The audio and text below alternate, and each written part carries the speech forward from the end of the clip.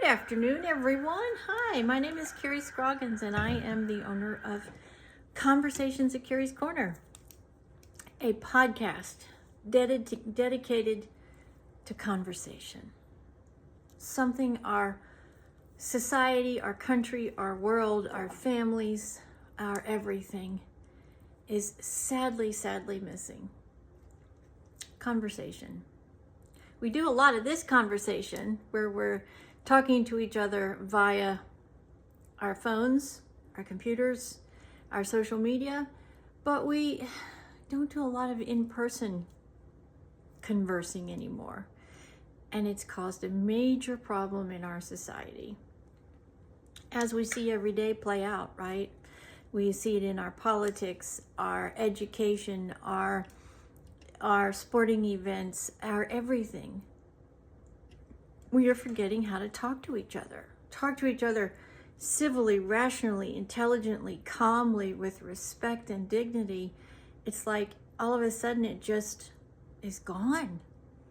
So this podcast is designed and dedicated to that most important thing, trying to get us back to a table to sit down and talk to each other about things in our world, in our societies, our countries, that are challenging, that are difficult, that are, it seems, taking us one step closer every day to a place that we don't want to be. In the United States, where I am located, our country is so divided like I have never in my life seen before. Hatred, just downright hate. And it is the gasoline on a fire that could explode at any moment. And it is because we don't talk to each other. We talk at each other. We don't listen to the other party. We don't think about their viewpoint. We don't respect their viewpoint. And it creates this world of animosity. This last election really had a major impact on me. I don't know if it's because in my own personal life I'm dealing with two very tragic passings. Could be. I arrived back from my native homeland, Australia, in the fall.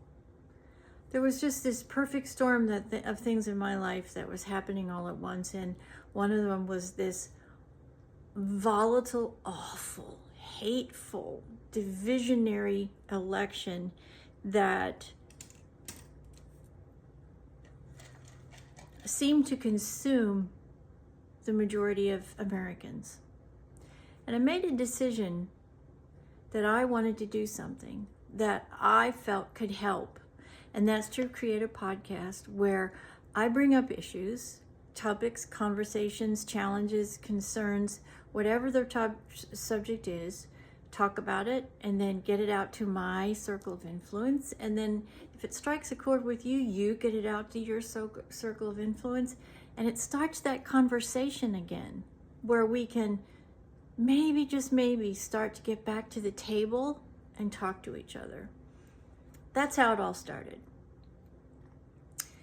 Conversations at Kerrie's Korner is named after a company that my mother had. She was my inspiration, called Kerrie's Korner, named after me. She was a successful business owner. She had a beautiful salon in Miami, Florida when we lived there. She made so much money. She really was the catalyst and the inspiration for me in my life. And I wanted to name this podcast after what meant the most to me. As a business person, I'm an entrepreneur too, and watching her and her wild success, that's why I came up with Kerrie's Korner and Conversations at Kerrie's Korner. Kerrie's Korner actually is a DIY company where we provide interior design services as well as instructional videos, and we have a very small inventory for people who are doing things, upgrades, remodels on a DIY basis, and so we help them. obviously at DIY pricing, because we all know how expensive contractors are, right? And then just recently, after the election, is when Conversations at Kerrie's Korner popped into my head, and I decided that I wanted to make it part of my Kerrie's Korner umbrella. You'll notice with all things me, it's a K. Conversations is a K, Kerrie's a K, Korner's a K, and that's a nod to my brothers. My brothers are both have a K in their first name, and when we were all growing up, we were known as the 3 Ks, and so I wanted to keep that as part of my history and my identity and my brand and who I am. So everything you see will start with a K. Kerrie, Korner, coffee. It's all Ks. Today I wanted to talk about a subject that is really personal to me. I am 63. I'm approaching a point where I would love to retire. Well, I'm not approaching it. I'd love to retire now, but there's just no way. My husband is 65. He could technically, if he wanted to, but we're trying to push him to 67 to 70 if he can maintain where he is in his job. He's been in his career 43 years. I've been in my career, well, he's been in it 44. I've been in it 43. And we're of that, that generation, that last baby boom generation where we started out in a career, we stayed in the career, and now we're approaching the end of our careers. So it's been a long time for both of us. He's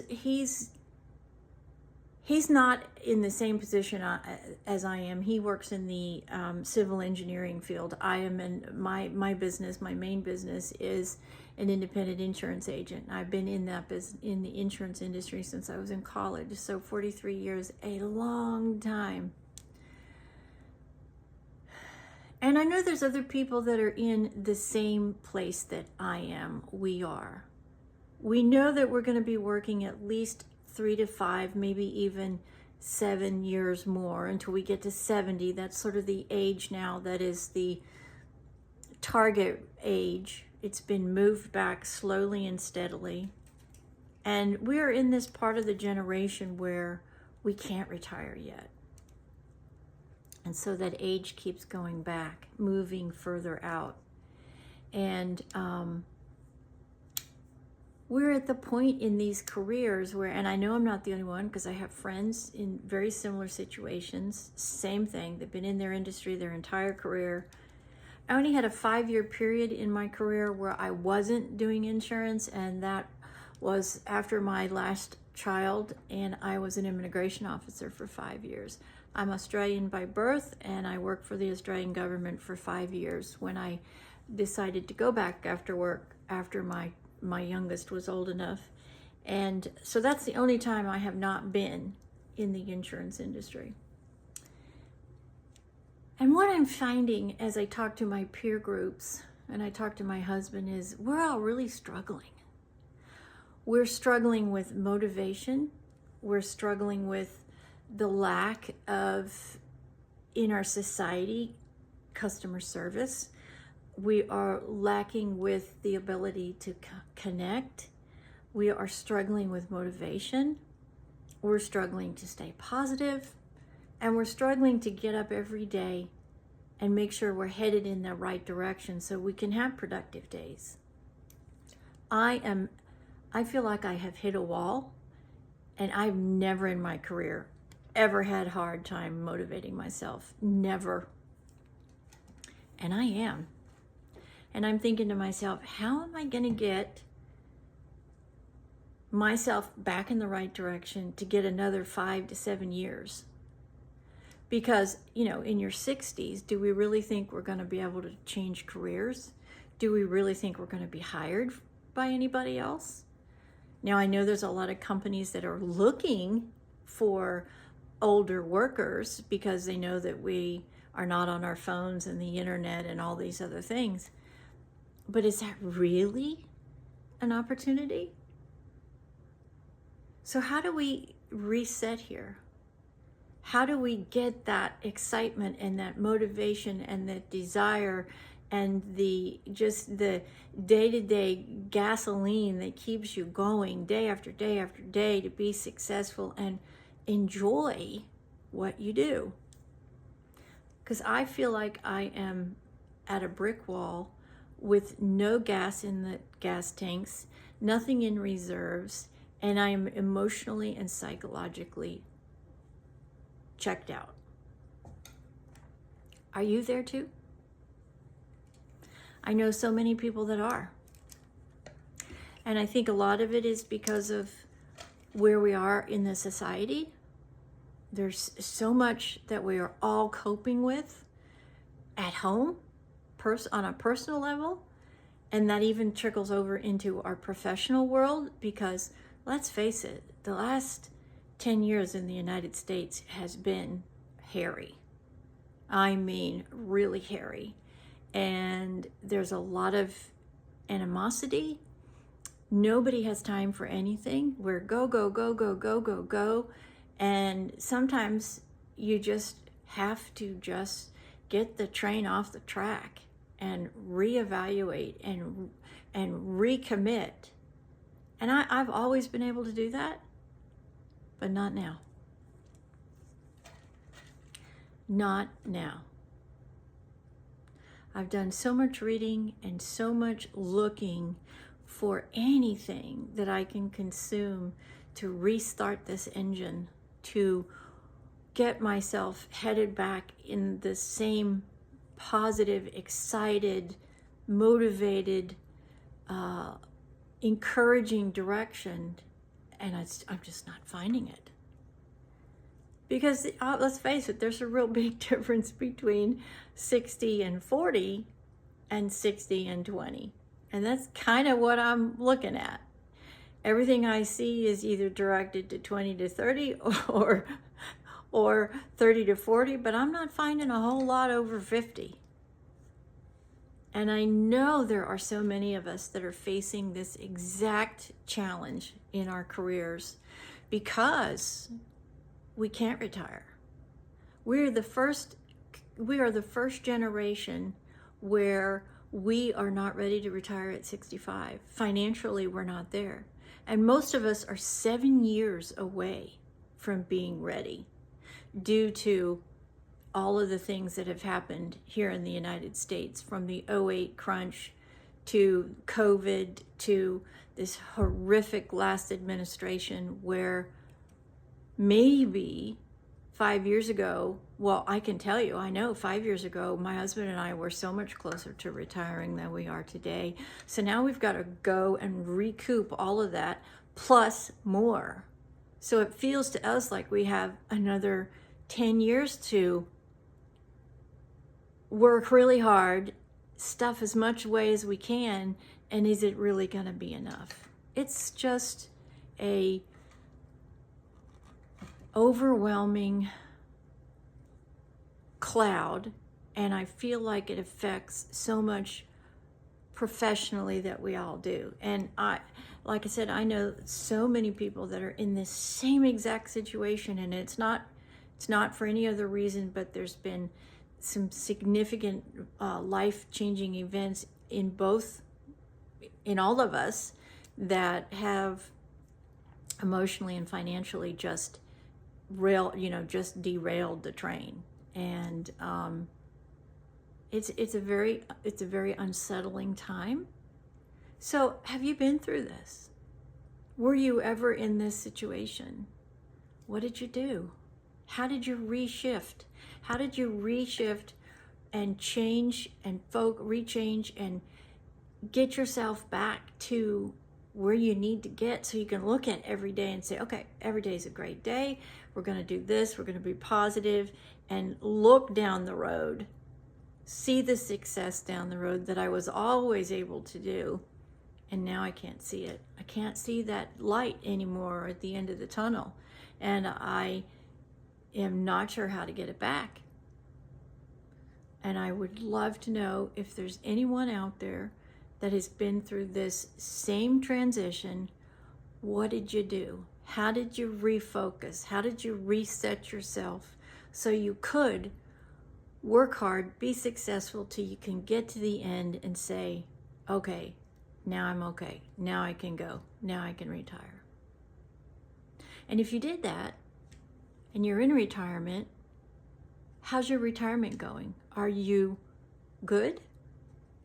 Or are you like so many that are retired in our generation that are afraid the money's going to run out? Because unless you're a multi-millionaire, it's a big fear. How do you cope with that? What are the mechanisms? Because there's so much changing and there's so much unknown. How do you cope? How do you cope with it? What skills do you have? Have you found something that has given you some answers to help with these very challenging things I'm talking about? Or do you just put your head down every day and hope? I'm not a kind of hope person. I'm a kind of, let me see it, let me understand it, and then let me execute it. I don't like to hope on hope, because hope is, there's no guarantee in hope. Hope doesn't always float. I would love to know if you're out there and you see this message and you've experienced any of this, please send me a message and share it with us. If you have and you've overcome this, I get so many people that ask me this in my following. I would love to do a podcast with you that we can get out to the people in my following that are experiencing these same things and give them some tools, give them some advice, just give them some conversation that maybe something in and amongst all of that will trigger that reset, and we'll be able to just reset ourselves, refocus, and get through whatever the time period is that the individual needs to get through so they can pull the trigger and retire. I would really love to know. Your opinion, if you've been through this, is vital.